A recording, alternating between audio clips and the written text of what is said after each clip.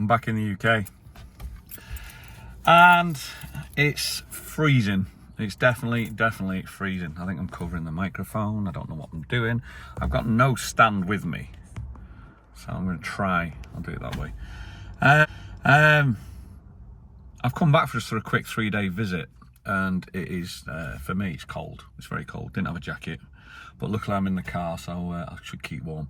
And as always, I made a trip to see my daughter and my granddaughter, but I'm early. I'm about an hour early as well. So, but I'm back up in the northeast, and I need to get some fuel. So I went to my local that I always go to anyway, which is the Sainsbury's fuel station just over here. And I come across a bit of a shock actually, because next door is where I used to work. And I sold my first ever car next door, and I'm going to show you that. I'll show you that at the end, because it's phenomenal what's happened. The reason why I've come back I had no intention of coming back, but it was in January when my youngest came over, Alice. She came over to see me in Tenerife, because I thought rather than me coming back to the UK, I'd rather the kids just come over and see me. They get a holiday and they get something, they have a nice time. But when Alice came over, she was telling me that 2 years ago this happened. I got a phone call when I was living in Tenerife, and Alice had decided she wanted to go to college, go back into education and go to college. She was one of these COVID GCSE kids that missed all their exams, but because of her schoolwork, she managed to get 9 GCSEs. So, straighten you up, there you go. She's gone back into full-time education, and she's gone to college, and she's gone there with the full intention to sign up for the police, because that's what the family have told her, that's the direction that she wants to go. She's going to go and sign up for the police. So she's gone there. And as she's gone to the desk where the police, the federation is, where you sign up and start doing it, she had a moment of doubt, a moment of guilt, and she called me up in Tenerife, which I thought was fantastic that she could call me. Obviously, when you got that relationship that your kids can call you, it's brilliant. And she said to me, Dad, I'm at college and I'm signing up for my course, and I'm thinking about signing up for the police. She goes, but I don't want to. I said, well, what are you doing it for then? She said, well, we've been talking about it, the family, and it's a career, etc. and stuff like that. I said, well, what do you want to do? And she says, I want to do acting. I said, well, is there an acting class there? She went, yeah. I went, well, go and sign up for it.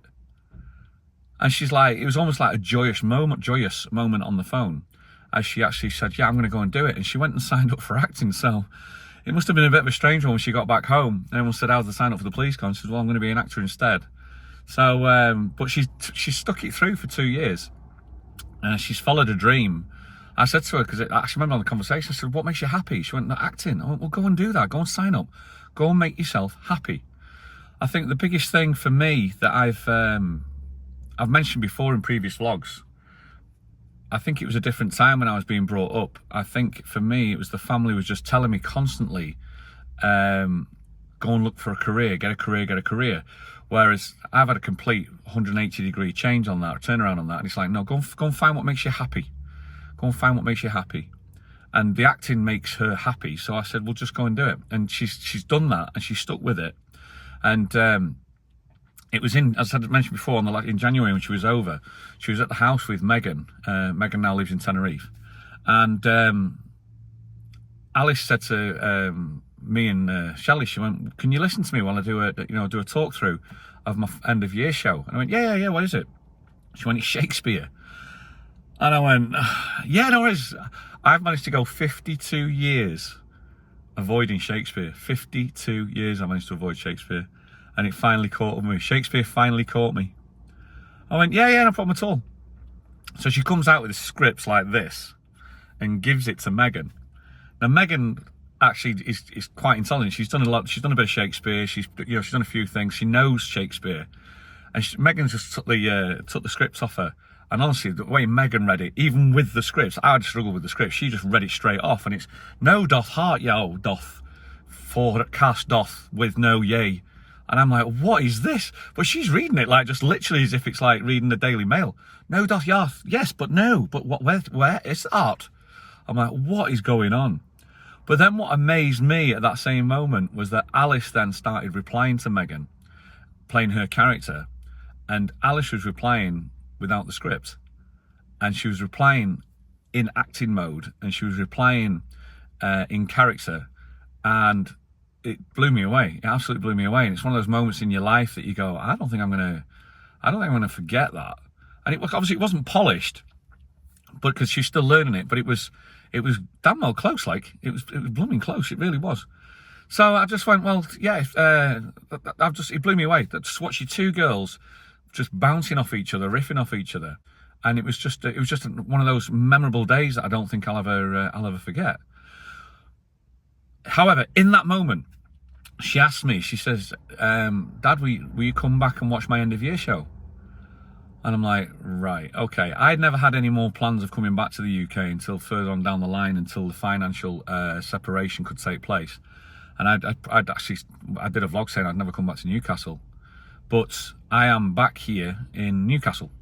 And the reason I'm back here in Newcastle is because I took a flight yesterday. I arrived yesterday, I watch a show today, and I fly back tomorrow. I'm literally here, most probably not even for 48 hours, just over.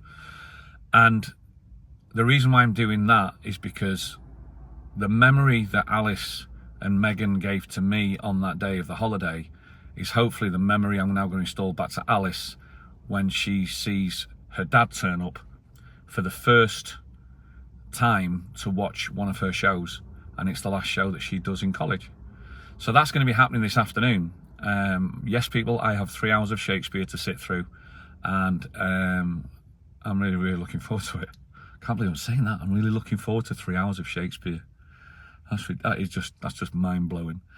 But this is, as a parent, what we do. I think as parents, what we do is, I want it to be 10, 15, 20 years down the line that Alice can turn around and went, yeah, not only at the start did I tell her to follow her dreams and to be happy, but what I also did was follow up on that, and then came and watched her do her, it's almost like a passing out parade, I suppose. It's her final show for Shakespeare, and I'm really proud of her. And Alice doesn't watch this. Alice, I know she doesn't watch these, but if you do ever get a chance to see this, Alice, well done. Very proud. Let me show you the garage. This is crazy. This is crazy. This, ladies and gents, used to be Reg Vardy, Vauxhall in Cramlington. There's a lot of modern cars floating around here. And it's now the home of, or used to be the home of, Evans Halshaw as well. Evans Halshaw, Vauxhall Cramlington. And it's closed down. I sold my first car here for 20 years ago. This is where I sold my first car. This is the first ever car dealership I worked at. I worked in at 10 o'clock in the morning with the CV in my hand, and by 3 o'clock I was sat at a desk as a car salesman after coming back from Tenerife, after losing all that money on the business. And believe it or not, the reason I was here for a good 6-7 months before I moved off to Vauxhall Gateshead. Vauxhall Gateshead is the place that really made me. But believe it or not, on this little small site, they used to turn over about 85, used to sell 85 used cars a month off this little site. The salesman that used to sit at the first desk, which is just there, was where the first desk was a lad called Neil Brady. And he was the #1 Vauxhall salesman in the country from this little site, because he'd been doing it for 25 years. And for 25 years, because he had that much repeat custom, he used to kick out anywhere between 60 to 75 cars a month on his own in the olden days. And then he dropped back. When I started turning up, he used to sell about 35 to 40. And then the rest of the salesmen made up the rest of the cars. So when I came in, and if you imagine he's doing 35 cars and this dealership's only turning about 80 cars. My first desk was right at the back up there. I had one of the back desks right at the back there near that radiator. There was 6 salesmen in here selling the rest of the cars. I very quickly realised that I wasn't in the right site to be able to turn the numbers out that I wanted to turn to earn to be able to get back up on my feet again. So that's when I made the decision very quickly to go, right, I'm moving off to a different site, and I moved down to Gateshead Vauxhall, and that was That was one of the best things I ever did, because I managed to start kicking out 30, 32 cars a month down at Gates of Vauxhall and started making a living for myself. So after 6 months of stepping into the car trade, I later on came back here as the sales manager for about a year. So I became the sales manager, looking after the new car sales team. And then I actually came back here as the general manager and ran this site as a general manager. But this place used to be rammed. I think I'm in the wind now. It used to be rammed. You can never get parked. There is a funny place around the corner here. I don't know if it's still there. I'm trying to stay out of the keep out the wind. It's around the back, I think it is. Let's have a quick look around the back. It's incredible to see it in such condition. It's such a shame. These are the valet bays here that you see, this area here. They're the valet bays. There's the jet wash bay there. Talk about memories.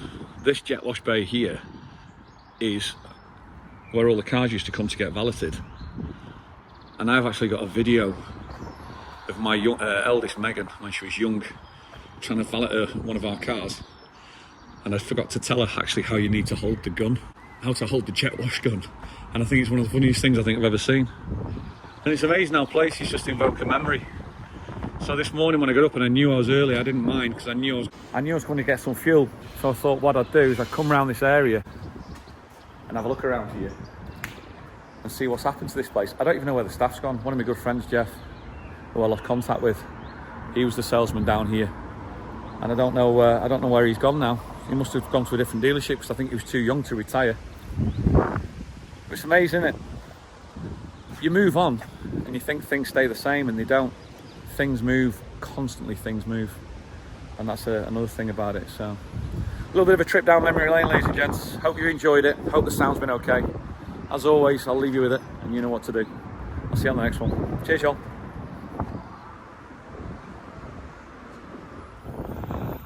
I even remember the day when somebody drove under that barrier and bent it like that and tried to blame the dealership for it because they drove under the barrier. Ridiculous.